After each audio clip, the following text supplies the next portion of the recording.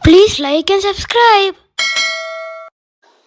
അപ്പോൾ എല്ലാവർക്കും വീണ്ടും ഒരു പുതിയ വീഡിയോയിലേക്ക് സ്വാഗതം. പിന്നെ നമ്മളൊരു ബീഫിൻ്റെ ഹൃദയം ഒരു ഫുൾ സൈസിൽ ഒരെണ്ണം കിട്ടിയിട്ടുണ്ട്. ഇതൊന്ന് റോസ്റ്റാക്കി പടയ്ക്കാനുള്ള പരിപാടിയാണ്. ഫുൾ ജസ്റ്റ് നന്നാക്കിയിട്ടൊന്നുമില്ലെങ്കിൽ നന്നാക്കണം. വേണ്ട, ഫുൾ ബ്ലഡാണ് കയ്യിൽ, ഫുള്ള് അടിപൊളി പോത്തിൻ്റെ ഹൃദയം.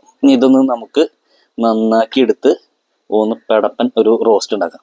ഓക്കെ, അപ്പോൾ ആദ്യം ക്ലീൻ ചെയ്യാം, നന്നാക്കി എടുക്കാം. ഇതിൻ്റെ മുകളിൽ കുറച്ച് നല്ല നെയ്യുണ്ട്. കുറച്ച് നെയ്യ് നമുക്കിങ്ങനെ കട്ട് ചെയ്ത് കളയാം. ഇത്ര നെയ്യ് നമുക്ക് ആവശ്യമില്ല. നെയ്യ് കുറച്ച് നമുക്കിങ്ങനെ കട്ട് ചെയ്ത് കളയാം.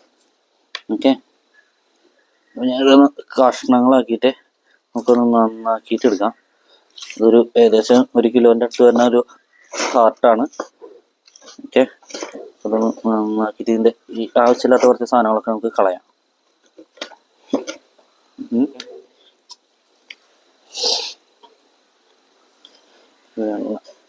നെയ്യാണിത്. ഞാൻ അലുവ മുറിയണ പോലെ അത് മുറിഞ്ഞു വരും. അപ്പോൾ അത് നമുക്ക് മുറിച്ചെടുക്കാം. ഫുള്ളായിട്ട് മുറിക്കണമെന്നില്ല, കുറച്ച് നെയ്യ് ഉണ്ടോണ്ട് കുഴപ്പമില്ല. ഫുള്ളായിട്ട് മുറിക്കണ്ട, കുറച്ച് മാത്രം മുറിച്ചാൽ മതി. അപ്പോൾ ഇതിൻ്റെ മുകളിൽ നിന്ന് ബാക്കിയുള്ള കുറച്ച് നെയ്യ് ഞാൻ മുറിച്ചെടുക്കുന്നുണ്ട്.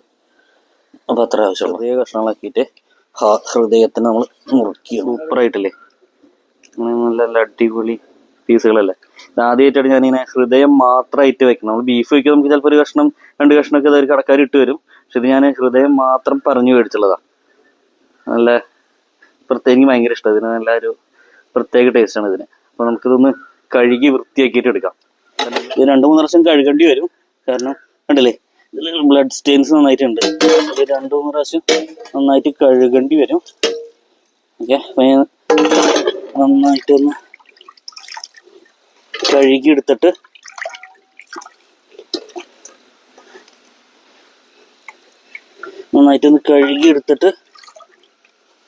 നമുക്ക് ബാക്കി നോക്കാം. കുക്കിങ്ങിന്റെ പരിപാടി നോക്കാം. നമ്മൾ ഇന്നൊരു ഫുൾ കണ്ട നമ്മുടെ വീടിന്റെ ബാക്കിൽ ഒരു ഔട്ട്ഡോർ സെറ്റപ്പിലാണ് ഇന്നത്തെ കുക്കിങ്.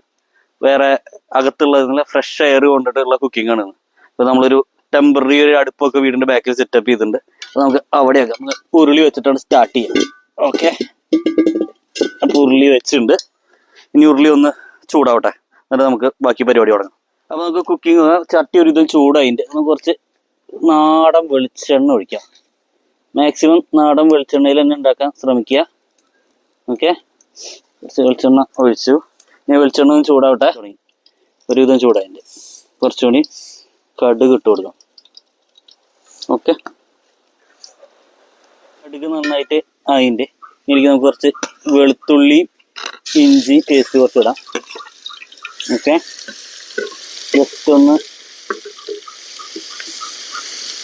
വെളുത്തുള്ളി ഇഞ്ചി പേസ്റ്റ് ഒന്ന് ഇതാവട്ടെ. ഇതിൻ്റെ പച്ചമണം അങ്ങനെ ആയി വരുന്നു, മാറി വരുന്നു. അപ്പോൾ ഇതിപ്പോൾ നല്ല നമ്മൾ ഗ്യാസിൽ വെക്കണമല്ലോ. അപ്പോൾ ഇത് ചട്ടി ചൂടായി കിട്ടി കഴിഞ്ഞാൽ എല്ലാം പെട്ടെന്ന് ആയിക്കോളും. ഇതിൻ്റെ പച്ചമണം അങ്ങനെ നല്ല രീതിയിൽ മാറി വരുന്നുണ്ട്.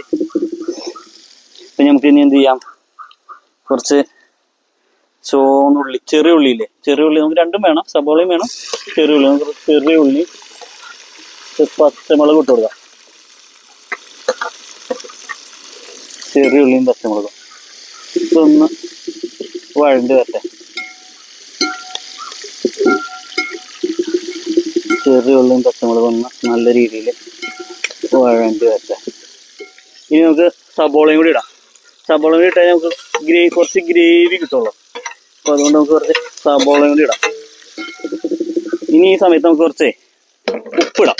ബീഫിലേക്കും മറ്റേ ഹൃദയത്തിലേക്കും കൂടി വേണമല്ലോ. കുറച്ചധികം ഉപ്പ് കയറ്റി പിടിച്ചിടാം. ശകല ഉപ്പിടാം. ഓക്കെ, ശകല ഉപ്പ്. നമ്മുടെ വീട്ടിൽ നിന്ന് കിട്ടിയ, നമ്മുടെ വീടിൻ്റെ ബാക്കിൽ നിന്ന് പൊട്ടിച്ച ഫ്രഷ് വേപ്പിലയാണ്, പ്യുവർ ഓർഗാനിക്. ഇനി ഇതിലൊന്നും പറയാനില്ല, ഇതിനും നല്ല ഫ്രഷ് വേപ്പില നമുക്കിനി വേറെ എവിടെയും കിട്ടില്ല. കുറച്ചധികം വേപ്പിലയും കിടന്നോട്ടെ. ഓക്കെ, ആവശ്യത്തിന് വേപ്പിലി. അപ്പം കുറച്ച് മസാലകൾ ഇടാം. ആദ്യം കുറച്ച് മല്ലിപ്പൊടി 2 സ്പൂൺ ഇട്ട് കൊടുക്കുക.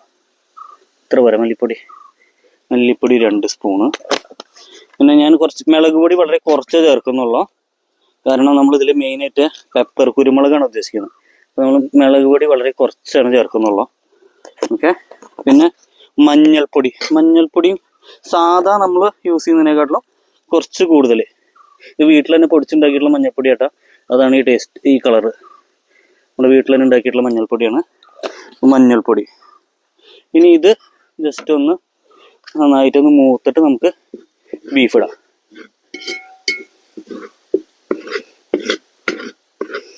ഇതൊന്ന് നന്നായിട്ട് മൂത്തതിന് ശേഷം നമുക്ക് ബീഫ് ഇടാം. എന്നിട്ട് ബീഫ് ഒന്ന് സെറ്റായിട്ട് മാത്രം നമ്മൾ കുരുമുളക് ഇടുന്നുള്ളൂ. ഇത് എല്ലാ മസാലയും കൂടി ഇളക്കി ഒന്ന് സെറ്റായി വന്നിട്ടുണ്ട്.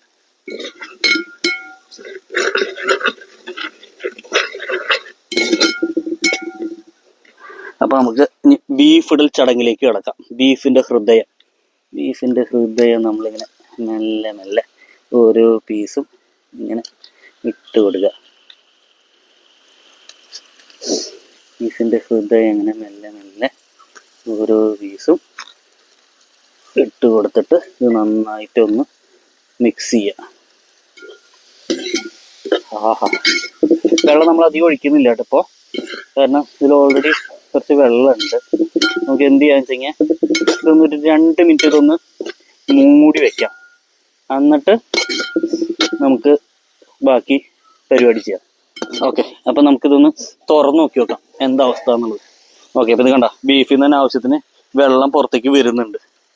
അപ്പോൾ നമുക്ക് ഇനി എന്ത് ചെയ്യാം, നമ്മുടെ last ingredient, last but least main ingredient എന്താണത്? കുരുമുളക് പൊടി, പെപ്പർ പൗഡർ.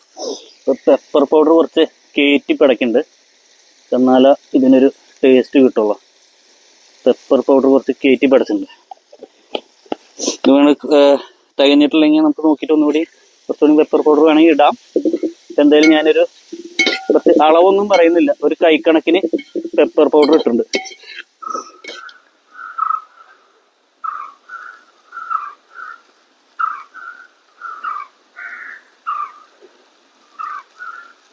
അപ്പോൾ ഒരുവിധം നന്നായിട്ട് ഇങ്ങനെ വറ്റി വന്നിട്ടുണ്ട്. ഞാൻ പിന്നെ ഓവറായിട്ട് വറ്റിക്കുന്നില്ല, കാരണം എനിക്ക് ഇതൊന്ന് പൊറോട്ടയോട് കൂടെ കഴിക്കാനുള്ളതാണ്.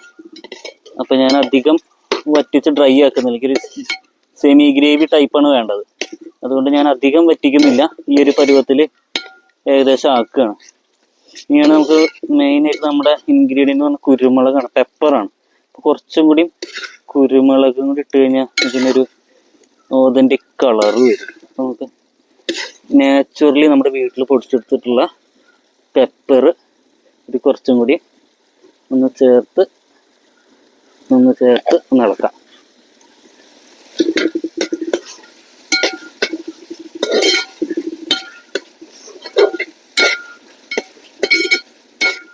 കറി ഏകദേശം എല്ലാ പ്രിപ്പറേഷനും എല്ലാ പരിപാടിയും കഴിഞ്ഞിട്ടുണ്ട്. ഇനി ഇതിൽ പ്രത്യേകിച്ചൊന്നും ചെയ്യാനൊന്നുമില്ല. ഓക്കെ, അപ്പോൾ നമുക്കിതൊന്ന് ജസ്റ്റ് ഒന്ന് എടുത്ത് ടേസ്റ്റ് ചെയ്ത് നോക്കി നോക്കാം.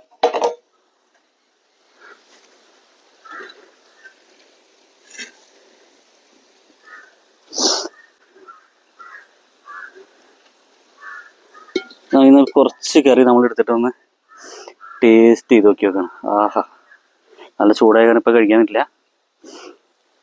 നമുക്ക് ടേസ്റ്റ് ചെയ്ത് നോക്കിയാൽ പെർഫെക്റ്റ്.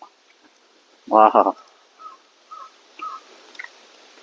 ഇതിൻ്റെ ടെസ്റ്റ് എന്താ വെച്ച് കഴിഞ്ഞാൽ ചിക്കൻ്റെ ഹാർട്ടൊക്കെ ഇല്ലേ, കുറച്ച് ഇങ്ങനെ കട്ടി, ബീഫ് പോലെ ഭയങ്കര സോഫ്റ്റ് ആണ്, കട്ടി ചവച്ച് ഇറക്കാനുള്ള നമ്മുടെ സ്ക്വിഡ് ഒക്ടോബസ് ഒക്കെ ഇല്ലേ, അതിൻ്റെ ഒരു ടെക്സ്ചർ ഇല്ലേ, അതുപോലത്തെ അടിപൊളിയാണ്, ഒന്നും പറയാല. സൂപ്പർ.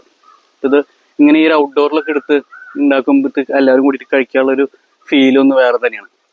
അപ്പോൾ ഇന്നത്തെ വീഡിയോ നമ്മൾ കൂടുതൽ പറഞ്ഞ് കൂട്ടുന്നില്ല, ഇത്രയേ ഉള്ളൂ ഇന്നത്തെ വീഡിയോ. അപ്പോൾ എല്ലാവരും ഇഷ്ടപ്പെടുകയാണെങ്കിൽ ഒന്ന് ലൈക്ക് ചെയ്യുക, സബ്സ്ക്രൈബ് ചെയ്യാൻ ശ്രമിക്കുക. ഓക്കെ, എന്നാലും നമുക്ക് പുതിയ വീഡിയോസ് ഇതുപോലെ എടുക്കാനുള്ളൊരു പ്രചോദനം കിട്ടുള്ളൂ. അപ്പോൾ എല്ലാവർക്കും once again thank you for watching.